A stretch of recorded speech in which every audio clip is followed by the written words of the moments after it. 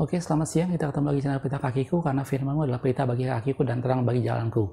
Ya, tapi pada video ini saya ingin kita sama-sama melihat, saya ingin menjelaskan lebih banyak mengenai apa yang seperti saya sampaikan sebelumnya tentang perumpamaan pohon ara yang tidak berbuah gitu ya. Di sana saya pernah menjelaskan, kalau nggak salah sekitar seminggu atau berapa lama yang lalu, saya juga di sana menjelaskan bahwa hal berbuah menjadi sesuatu hal di mana itu Allah yang menuntut dari kita, bahwa Allah meminta setiap kita berbuah. Gitu ya. Dan yang kedua, buah itu sendiri bukan dihasilkan, diproduksi dari pribadi kita, tetapi itu datang semata-mata karena karya Roh Kudus. Dan bagian yang ketiga di sana saya menjelaskan bahwa berbuah tidak semata-mata memberi manfaat bagi orang lain, tetapi itu juga memberi dampak baik, memberi manfaat buat diri kita sendiri. Pada video ini saya ingin menjelaskan ulang pada bagian yang ketiga, yaitu bagaimana berbuah itu menjadi sesuatu yang bermanfaat bagi kita sendiri.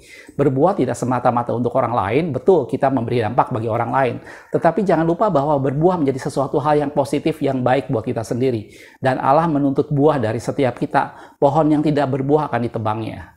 Jelas, saudaraku? Dan pada video yang pernah saya buat, kalau Anda belum nonton videonya, silahkan nonton videonya. Judulnya adalah perumpamaan pohon ara yang tidak berbuah. Gitu ya. Di sana bagian ketiga saya hanya menjelaskan, saya hanya mengambil dua ayat tentang apa manfaat yang kita terima apabila kita berbuah. Yang pertama dikatakan, menetapkan kamu pergi dan menghasilkan buah, dan buahmu itu tetap, supaya apapun yang kamu minta dalam namaku kepada Bapa, diberikannya kepadamu. Jadi yang pertama membuat kita bisa meminta kepada Tuhan. Dan yang kedua saya ngambil ayat di sana menggambarkan bahwa kita harus berbuah supaya bisa memberitakan perbuatan Allah. Gitu ya. Di sini saya akan coba lebih merinci. Kita akan lihat lebih banyak tentang apa sih manfaat yang kita dapatkan jika kita berbuah, gitu ya. Sehingga di sini pohon jeruk itu akan menikmati jeruk yang dihasilkannya, gitu ya. Walaupun iklan yang tadi mana mungkin jeruk minum jeruk, gitu ya. Tapi di sini kita lihat bahwa dalam firman Tuhan, seorang yang menghasilkan buah, dia sendiri akan menikmati hal yang baik dari buah yang dihasilkan. Ya, oke, mungkin ada beberapa yang sering kali kita perhatikan mengenai buah, gitu ya.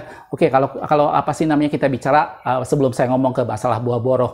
Anggaplah kita bicara mengenai buah-buah atau dalam bentuk jiwa yang dihasilkan. Dalam firman Tuhan dikatakan, hasilkanlah buah sesuai dengan pertobatan. Gitu ya.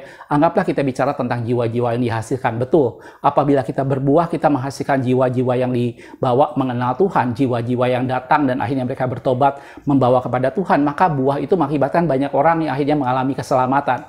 Banyak orang yang mengalami pengenalan mereka kepada Tuhan, dan itu memberi manfaat bagi mereka semua. Tetapi jangan lupa bahwa kita sendiri di mata Tuhan sebagai orang yang menjala jiwa, sebagai orang yang membawa orang kepada Tuhan, itu menjadi sesuatu yang kata firman Tuhan, berbahagialah orang yang membawakan kabar baik. Gitu ya. Saya akan mulai dari yang pertama mengenai hal berbuah dalam hal ini adalah jiwa-jiwa. Gitu ya. Betul, jiwa-jiwa itu membuat mereka semua mengenal Tuhan, membuat orang yang kita bawa mendapatkan manfaat dari buah yang kita hasilkan. Pelayanan kita juga mendapatkan manfaat. Bagaimana jiwa-jiwa akan semakin datang semakin berdatangan, gitu ya. Tetapi jangan lupa bahwa itu juga menjadi sesuatu yang membawa manfaat buat kita sendiri sebagai orang yang membawa jiwa, sebagai orang yang menghasilkan, gitu ya, sebagai penjala-penjala manusia. Kalau kita perhatikan dalam firman Tuhan, di dalam Mazmur 118 ayat 26 dikatakan, diberkatilah dia yang datang dalam nama Tuhan. Kami memberkati kamu dari dalam rumah Tuhan. Orang yang datang atas nama Tuhan, orang yang menyampaikan firman Tuhan, orang yang memberitahukan tentang siapa itu Tuhan, maka dikatakan diberkatilah dia. Gitu ya. Dan kami memberkati kamu dari dalam rumah Tuhan. Jadi kalau kita membawa jiwa, bukan semata-mata jiwa-jiwa itu mendapat sesuatu manfaat bagaimana mereka akhirnya mengenal Tuhan. Betul. Mereka akhirnya dibawa dan semakin mengenal Tuhan. Betul, pelayanan kita akhirnya berkembang karena semakin banyak jumlah pengunjung, jumlah jemaat akan semakin banyak. Tetapi jangan lupa bahwa Allah juga memberikan reward kepada kita kalau kita datang membawa jiwa kepada Dia, karena Allah suka dengan jiwa baru, karena Allah menjadikan kita penjala manusia. Dan dalam firman Tuhan dikatakan, diberkatilah dia yang datang dalam nama Tuhan. Orang yang datang atas nama Tuhan, orang yang berbicara sebagai penyampai firman Tuhan, yang membuat orang mengenal Tuhan dan orang berbalik kepada Tuhan. Tuhan bilang diberkatilah dia, dan aku memberkati kamu dari rumah Tuhan. Gitu ya. Jelas bagus. Ayat yang lain dalam Roma 10 ayat yang ke-15 dikatakan, bagaimana mereka dapat memberitakannya jika mereka tidak diutus? Seperti ada tertulis betapa indahnya kedatangan mereka yang membawa kabar baik. Gitu ya. Sebelumnya dikatakan, barang siapa berseru dalam nama Tuhan, dia akan diselamatkan. Bagaimana mereka berseru kalau mereka tidak pernah mendengar tentang Dia? Gitu ya. Bagaimana mereka mendengar tentang Dia kalau mereka tidak pernah percaya? Bagaimana mereka percaya kalau tidak pernah ada yang memberitakannya? gitu ya. Dan bagaimana mereka memberitakan kalau tidak pernah ada yang diutus. Dan dalam firman Tuhan dikatakan tadi, betapa indahnya kedatangan mereka yang membawa kabar baik. Jelas, saudaraku. Jadi kita semata-mata mencari jiwa, kita semata-mata menjadi penjala manusia, bukan semata-mata untuk menyenangkan orang lain, tetapi kita semata-mata melakukan apa yang Tuhan perintahkan, dan Allah memberkati itu. Jelas, saudaraku. Jadi ini yang pertama, kalau kita berbuah, maka itu menjadi manfaat buat kita sendiri, gitu ya. Jadi pohon jeruk boleh makan jeruknya, saudaraku. Oke, pohon jeruk akan menikmati jeruk yang dihasilkannya. Oke, nah sekarang kalau kita bicara masalah buah-buah roh, gitu ya. Kita bicara masalah buah-buah roh dari Galatia 5 ayatnya saja tidak usah singgung lagi. Ada kasih, sukacita, damai sejahtera, kesabaran, kemurahan, kebaikan, kesetiaan, kelemah lembutan, dan penguasaan diri. Gitu ya. Kalau kita lihat beberapa, saya akan ambil contoh beberapa secara lebih detail dari 9 buah-buah roh ini. Anggaplah yang pertama kasih, gitu ya.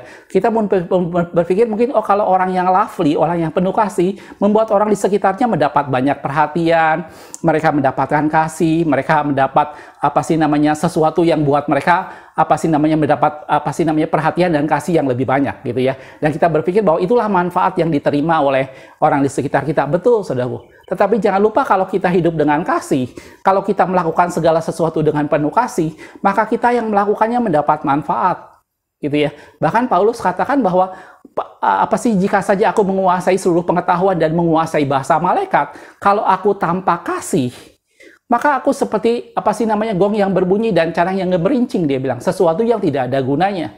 Kita lihat sebentar ayatnya, saudaraku. Itu ada di dalam 1 Korintus 13 ayat 1. Dikatakan, sekalipun aku dapat berkata-kata dengan semua bahasa manusia dan bahasa malaikat, tetapi jika aku tidak mempunyai kasih, aku sama dengan gong yang berkumandang dan canang yang gemerincing.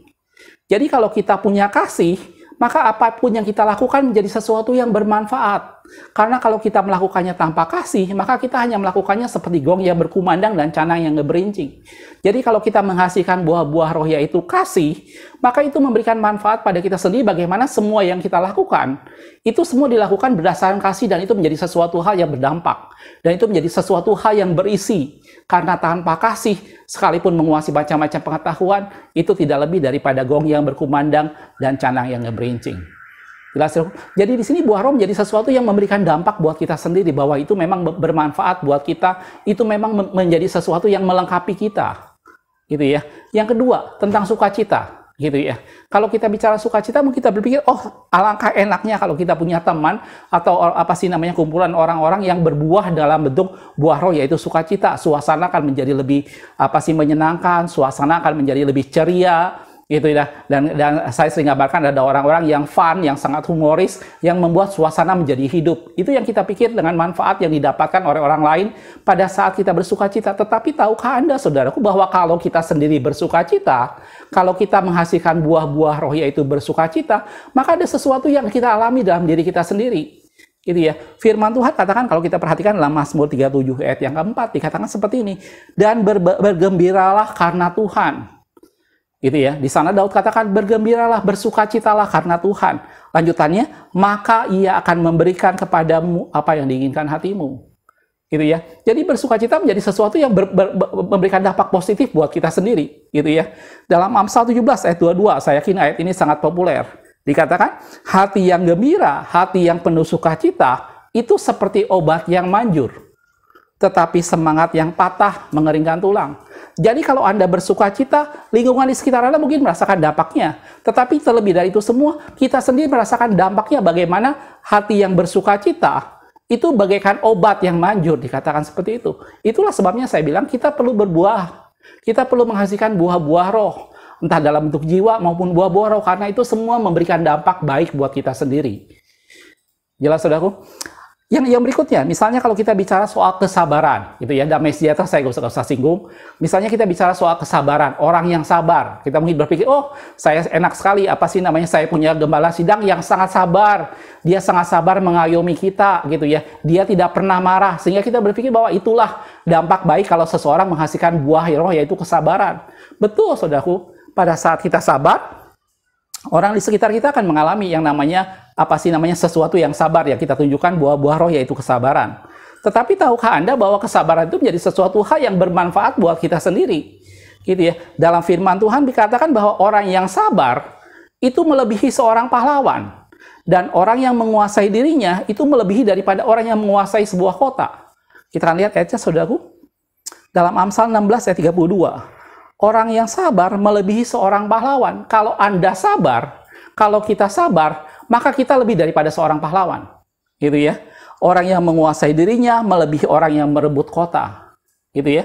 Ayat yang lain di dalam Amsal 15 ayat yang ke-18 dia bilang, si pemarah membangkitkan pertengkaran, tetapi orang sabar memadamkan perbantahan.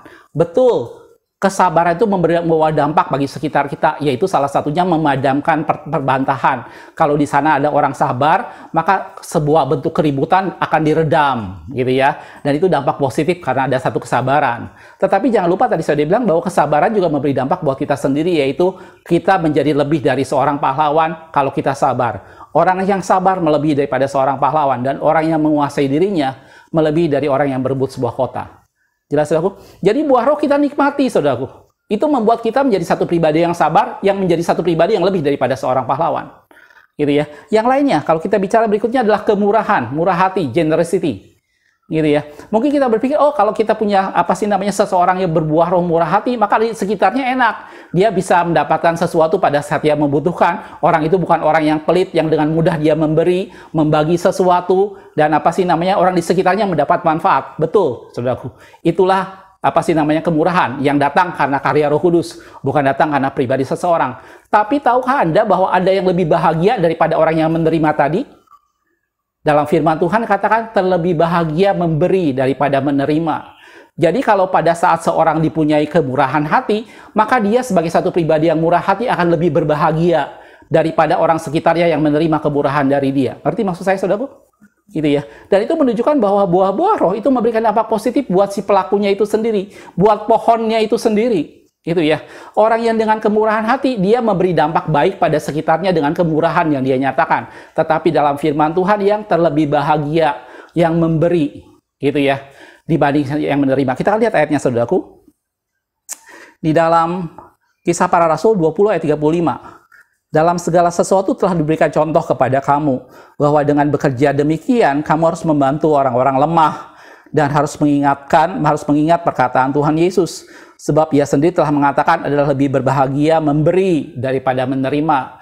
Jadi kalau ada kemurahan hati pada seseorang, yang lebih bahagia yang memberi apa yang menerima? Tentu saja yang memberi. Karena lebih bahagia memberi daripada yang menerima. Dan yang memberi itulah yang mempunyai kemurahan. Gitu ya. Jadi kalau kita mempunyai buah-buah yaitu kemurahan hati, kita lebih berbahagia daripada orang yang menerima. Karena memberi lebih baik daripada menerima. Jelas, saudaraku? Dan kalau kita perhatikan dalam firman Tuhan di Matius, waktu Yesus mengucapkan kata-kata bahagia, Matius 5 ayat yang ke-7 dikatakan, berbahagialah orang yang murah hati. Gitu ya. Bukan dibilang berbahagialah orang yang bersahabat dengan orang yang murah hati. Bukan. Bukan dikatakan berbahagialah orang yang tetangganya murah hati. Bukan. Tetapi dalam firman Tuhan dikatakan berbahagialah orang yang murah hatinya.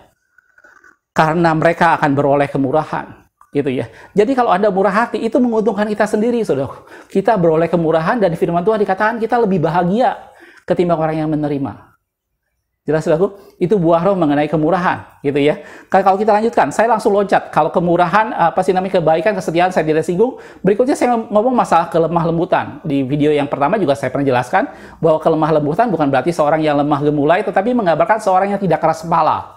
Menggambarkan seorang yang mudah diajar, seorang yang dengan mudah diarahkan.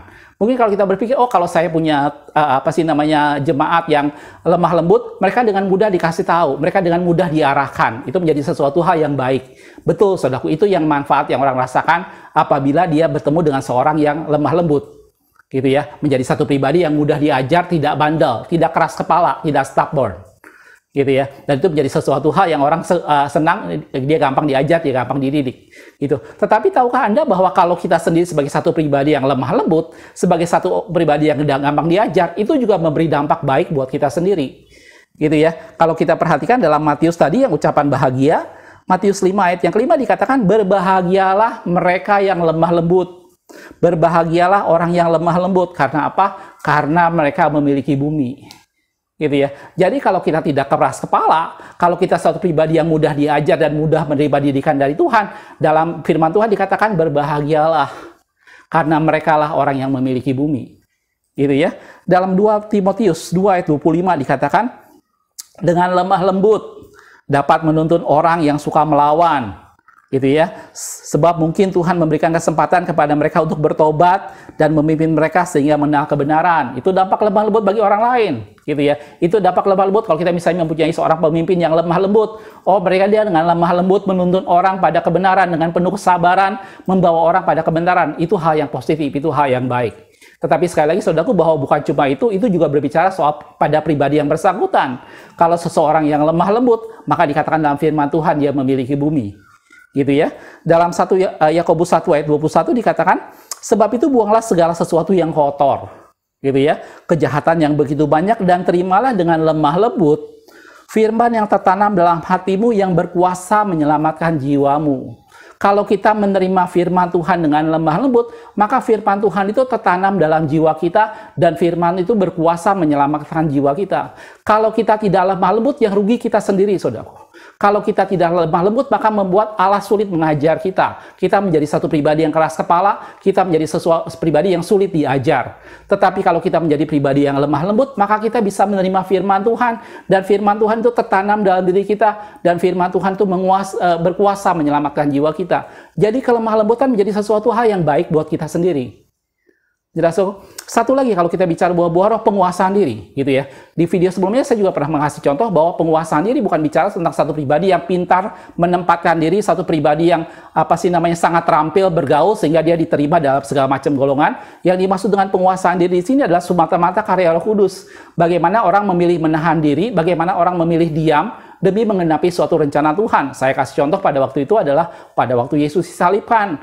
Orang lalu di sana dan berkata, jika engkau anak Allah, turun dari salib baru kami percaya. Sebagai satu pribadi, Yesus mampu melakukan itu. Tetapi Yesus memilih diam karena semata-mata untuk menggenapi sebuah rencana Allah. Dan itu adalah penguasaan diri. Gitu ya. Dan orang yang menguasai diri, kata firman Tuhan, kalau tadi kita lihat yang di Amsal, orang yang sabar melebihi seorang pahlawan. Dan orang yang menguasai dirinya melebihi orang yang merebut sebuah kota. Gitu ya. Jadi kalau penguasaan diri ada pada seseorang, maka dia digambarkan sebagai satu pribadi yang melebihi, yang merebut sebuah kota, dan itu adalah benefit, itu adalah satu hal yang positif buat dirinya sendiri. Gitu ya. Kalau kita perhatikan dalam 1 Petrus 4 ayat yang ke-7 dikatakan, kesudahan segala sesuatu sudah dekat. Gitu ya. Karena itu kuasailah dirimu dan jadilah tenang supaya kamu dapat berdoa. Pada saat kita kuasai diri kita bisa membuat diri kita menjadi tenang dan kita bisa berdoa. Jadi penguasaan diri sesuatu yang memang kita perlukan. Pada saat situasi sangat kacau dan tidak karu-karuan, bagaimana kita bisa menguasai diri dan jadilah tenang, dan dari sana kita bisa berdoa. Jadi kalau kita mempunyai buah-buah yaitu penguasaan diri, bukan cuma sekitar kita yang mendapat manfaat, tetapi kita sendiri bisa menjadi menenangkan diri dan kita bisa berdoa dari sana. Jelas, saudaraku? Dari sini saya cuma ingin menggambarkan bahwa dunia menggambarkan bahwa setiap pohon akan menghasilkan buah, dan buah itu selalu dinikmati orang lain. Tetapi dalam firman Tuhan, setiap buah yang dihasilkan itu bermanfaat pada kita sendiri. Itu bermanfaat bagi pohon yang menghasilkannya. Entah itu jiwa-jiwa, entah itu buah roh. Semuanya memberikan manfaat tidak hanya bagi orang lain, tetapi bagi pohon yang memproduksinya. Kata firman Tuhan bahkan dikatakan semua pohon yang baik akan menghasilkan buah yang baik. Dari buahnya kita mengenal pohon itu. Jelas aku? Nah, dari sini saya ingin memberi gambaran bahwa buah-buah yang kita hasilkan itu tidak semata-mata untuk memberi kepuasan kepada orang lain, tidak semata-mata membahagiakan orang lain, tetapi itu juga memberikan dampak positif di depan kita, buat kita sendiri. Karena itu Allah mengharapkan buah dari setiap kita. Buah itu membuat kita berkenan kepada Tuhan. Buah itu membuat kita menjadi satu pribadi yang berkenan di hadapan Tuhan dan berbeda, dan menunjukkan bahwa kita hidup oleh Roh. Karena buah dihasilkan itu semata-mata karena pekerjaan Roh Kudus. Karena seseorang mematikan perbuatan daging dan dia hidup oleh Roh, dan dia menghasilkan buah-buah Roh. Dan kata firman Tuhan dikatakan kalau biji gandum itu tidak jatuh dan mati, maka dia tetap satu biji saja. Tetapi kalau dia jatuh, maka dia akan berbuah banyak. Jelas, saudaraku? Buah ini menjadi satu bukti pertobatan Anda dan saya. Jadi kalau secara ekstrim saya boleh katakan, kalaupun Anda dan saya hidup di sebuah desa terpencil yang tidak ada penduduk sama sekali, atau Anda dan saya hidup di kutub utara yang tidak ada orang sama sekali, Anda dan saya kita tetap harus berbuah. Saya ulangi kata-kata saya, saudara. Jadi walaupun saya ungkapkan dengan kata-kata yang ekstrim, walaupun kita hidup di tempat yang sangat terpencil, atau kita hidup di kutub utara yang tidak ada orang sama sekali, Anda dan saya tetap harus berbuah di hadapan Tuhan. Gitu ya. Karena itulah yang Tuhan minta. Gitu ya. Dan dia menanti buahnya. Dalam firman Tuhan dikatakan, pohon yang tidak berbuah dia akan tebang. Dan berbuah menjadi sesuatu yang menunjukkan bahwa kita yang sudah berubah. Buah adalah bukti bahwa Allah bekerja dalam kehidupan kita dan membuat kita berbuah. Gitu ya. Kalau kita berbuat menghasilkan buah-buah kasih, itu membuat kita tidak lagi seperti gong yang nge-mericing. Tidak lagi seperti canang yang berkumandang. Kalau kita bersukacita, maka sukacita itu menjadi obat bagi kita sendiri. Kalau kita sabar, maka kita melebihi seorang pahlawan. Kalau kita murah hati, maka kita terlebih bahagia daripada orang yang menerima. Kalau kita lemah lembut, maka Allah mudah mengajar kita dan kita menerima firman Tuhan yang tertanam dalam hati kita yang berkuasa menyelamatkan jiwa kita. Dan kalau kita menguasai diri, maka kita bisa tenang dan kita bisa berdoa. Jelas saudaraku? Tidak disembuh, itu semua kata firman Tuhan tentang buah-buah ini, gitu ya. Jadi sekali lagi saudaraku, kalau dalam dunia digambarkan sebagaimana mungkin sih satu pohon buahnya dinikmati oleh pohon ini, pohon yang bersangkutan, tetapi dalam firman Tuhan, buah yang dihasilkan oleh satu pohon itu bermanfaat bagi pohon yang bersangkutan. Jelas saudaraku? Dan di video yang kemarin saya menjelaskan mengenai hal berdoa, bagaimana salah satu manfaat buah-buah roh di sana, buah yang kita hasilkan adalah Tuhan menetapkan kita supaya pergi dan menghasilkan buah, dan buahmu itu tetap, supaya apapun yang kamu minta kepada Bapa dalam namaku, itu diberikannya kepadamu, gitu ya. Di sana saya tidak menyinggung terlalu banyak mengenai hubungannya antara buah dengan doa, gitu ya. Buah dengan satu permintaan kepada Tuhan, gitu ya. Pada kesempatan ini saya akan menambahkan hal itu, bahwa dalam firman Tuhan dikatakan seorang yang berbuah akan berdoa dengan cara yang berbeda, gitu ya. Saya ambil dua contoh dalam firman Tuhan tentang seseorang yang berdoa dengan cara berbeda karena dia sudah berbuah, gitu ya. Dalam Lukas 23 ayat 34, Yesus berkata, "Ya Bapa, ampunilah mereka, sebab mereka tidak tahu apa yang mereka perbuat." Dan mereka membuang undi untuk membagi pakaiannya. Ayat ini luar biasa, saudara.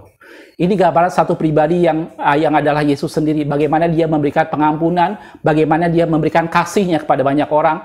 Pada saat orang itu menyalibkan dia dan dia berkata, "Bapa, ampunilah mereka." Karena itu dalam firman Tuhan, kalau kamu pergi dan berbuah dan buahmu itu tetap, minta apa saja kepada Bapa dalam namaku akan diberikannya kepadamu. Dan doa orang yang berbuah ini berbeda, saudaraku. Gitu ya. Kalau kita lanjut ayat lain dalam firman Tuhan dalam Kisah Para Rasul 7 ayat 60 dikatakan seperti ini. Sambil berlutut ia berseru dengan suara nyaring. Anda tahu cerita ini? Ini adalah cerita Stefanus. Bagaimana pada waktu itu dia sedang dilempari dengan batu. Gitu ya. Dan dia berlutut dan dia berseru dengan suara nyaring dan doanya luar biasa. Dia bilang, "Tuhan, janganlah tanggungkan dosa ini kepada mereka." Dan dengan perkataan itu meninggallah ia. Gitu ya. Dan banyak contoh dalam firman Tuhan tentang orang-orang yang berdoa kalau dia sudah menghasilkan buah dan doanya menjadi sesuatu hal yang berbeda. Karena itu dalam firman Tuhan bilang, "Aku menetapkan kamu supaya pergi menghasilkan buah dan buahmu itu tetap, supaya apa saja yang kamu minta kepada Bapa dalam namaku diberikannya kepadamu." Orang yang berdoa dengan kemurahan tidak hanya semata-mata ingin berdoa meminta sesuatu kekayaan bagi dirinya, tetapi dia berdoa bagaimana dia bisa memberikan sesuatu bagi banyak orang. Itu menjadi doa yang penuh dengan kemurahan dalam hatinya. Orang yang berdoa dengan kasih tidak lagi memarahi, tidak lagi mengutuki orang lain, tidak lagi berkata-kata tentang sesuatu hal pada orang yang menyakiti dia, tetapi dia mengucapkan kasih, menyebarkan kasih, berdoa pada Tuhan supaya Allah memberkati setiap orang yang menyakiti dia karena dia mengasihi orang itu. Gitu ya. Dan begitu juga dalam banyak hal yang lain. Orang yang sabar tidak akan berdoa dengan penuh keluh kesah, tapi orang yang sabar dia akan berdoa dengan penuh ucapan syukur tentang apa yang Tuhan lakukan. Jelas, saudaraku? Dan ini menjadi gambaran bahwa doa menjadi buah-buah ini menjadi sesuatu yang bermanfaat buat kita sendiri. Jelas, saudaraku? Ayat yang sebagai penutup kita akan lihat beberapa ayat. Dalam Matius 3 ayat yang 10 dikatakan seperti ini. "Kapak sudah tersedia pada akar pohon, dan setiap pohon yang tidak menghasilkan buah yang baik pasti ditebang dan dibuang ke dalam api." Saya pernah jelaskan juga bahwa ini bukan pilihan. Anda dan saya kita harus berbuah karena Allah menuntut buah dari kita semua. Buah kita berikan kepada Allah, gitu ya. Allah mencari buah dari kita semua. Dan firman Tuhan katakan pohon yang tidak berbuah itu sudah disediakan kapak dan akan dibuang ke dalam api. gitu ya. Dan Roh Kudus dicurahkan supaya apa? Supaya kita mampu menghasilkan buah. Menghasilkan buah bukan dari kepribadian kita, menghasilkan buah bukan dari usaha kita, menghasilkan buah semata-mata karena karya Roh Kudus yang mengubah setiap kita dan Allah bekerja dari dalam, membuat kita menjadi satu pribadi yang berbeda yang tidak sama dengan dunia. Dan itu adalah buah-buah yang dihasilkan. Gitu ya. Dan buah itu sekali lagi itu juga dinikmati tidak hanya bagi orang lain, tetapi dinikmati buat kita juga. Kita menjadi satu pribadi yang berbeda apabila kita menghasilkan buah-buah roh. Bahkan tadi saya sudah katakan bahwa sekalipun kita hidup di padang gurun sekalipun, atau di satu tempat di mana tidak ada orang lain selain kita, Anda dan saya tetap harus berbuah. Jelas saudaraku? Ayat yang lain dalam Roma 7 ayat 4-5 dikatakan, sebab itu saudara-saudaraku, kamu juga telah mati bagi hukum Taurat oleh tubuh Kristus. Karena tubuh Kristus, maka kita sudah mati, gitu ya, oleh hukum Taurat. Kristus sudah membayar upah hukum Taurat, gitu ya, supaya kamu menjadi milik orang lain. Milik kita bukan milik kita sendiri lagi, yaitu milik Dia, milik Allah, yang telah dibangkitkan dari antara orang mati. Lanjutannya, agar kita berbuah bagi Allah. Jelas saudaraku? Jadi berbuah itu adalah untuk Tuhan. Berbuah itu untuk Allah. Allah lah yang mencari buah dari kita. Lanjutannya, sebab waktu kita masih hidup dalam daging, hawa nafsu dosa yang dirangsang oleh hukum Taurat, sebelum kita bertobat, sebelum kita menyerahkan hidup kita kepada Tuhan, kita ada di bawah hukum Taurat, dikatakan seperti itu, yang dirangsang oleh hukum Taurat, bekerja dalam anggota-anggota tubuh kita, agar kita berbuah bagi maut. Jelas, saudaraku? Jadi Anda dan saya, kita perlu berbuah, dan buah itu adalah Allah yang cari. Jelas, saudaraku? Mudah-mudahan ini melengkapi video saya yang sebelumnya. Jadi apa tuh namanya, di video sebelumnya saya pernah jelaskan lebih banyak. Kalau Anda belum nonton, silahkan nonton video sebelumnya, gitu ya. Jadi pertama, buah itu adalah Allah yang cari. Kita adalah seperti apa sih namanya, kebun anggur, dan Allah mencari buahnya. Dan yang kedua, buah itu bukan diproduksi dari pribadi kita, tapi buah itu datang karena karya Roh Kudus dalam diri kita, di mana kita mematikan perbuatan daging dan kita hidup oleh Roh, dan kita akan menghasilkan buah-buah. Dan yang ketiga, buah-buah itu berguna tidak hanya bagi orang lain, tapi juga bagi kita sendiri. Dan tadi saya sudah jelaskan bahwa jiwa-jiwa, kalau kita membawa jiwa, diberkatilah orang yang datang dalam nama Tuhan.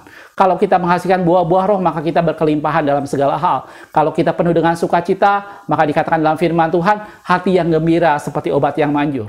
Jelas, saudaraku? Mudah-mudahan ini memberikan penjelasan lebih banyak lagi tentang apa sih namanya hal berbuah, gitu ya. Kalau Anda menghasilkan buah, maka Anda akan nikmati manfaat dari buah itu sendiri. Makasih sudah menonton, kita ketemu di video berikutnya. Tuhan Yesus memberkati.